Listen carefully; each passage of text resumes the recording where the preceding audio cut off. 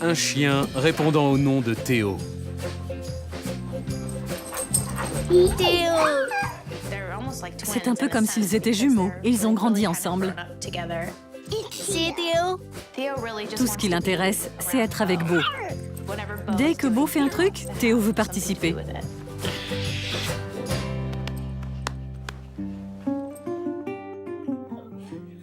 Tout a commencé le jour où la famille Shaiba est allée dans un refuge pour animaux abandonnés. Théo faisait partie d'une portée de 11 chiots abandonnés par leur mère.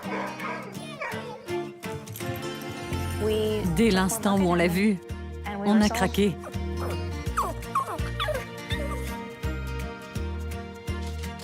Théo avait désormais une famille.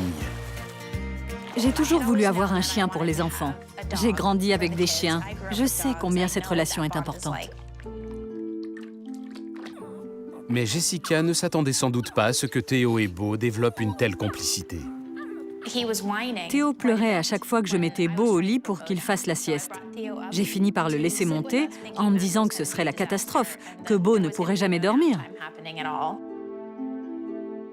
Et puis, Théo s'est installé sur Beau.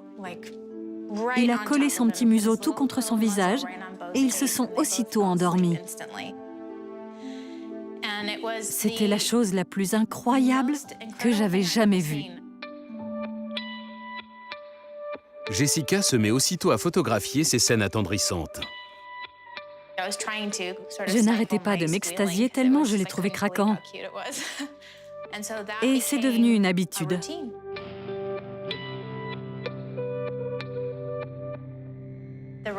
Leur relation parle d'elle-même. Ils n'ont pas besoin de mots pour se dire combien ils s'aiment. Jessica publie ses photos sur son blog où elle parle de son quotidien et de ses joies d'être maman. C'est devenu un espace où je pouvais laisser libre cours à ma créativité, avec la photo comme principal médium.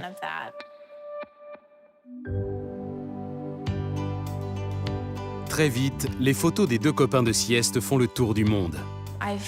J'ai reçu un nombre incalculable de mails du monde entier, dans des tas de langues différentes. Les gens me remerciaient de partager ces moments avec eux.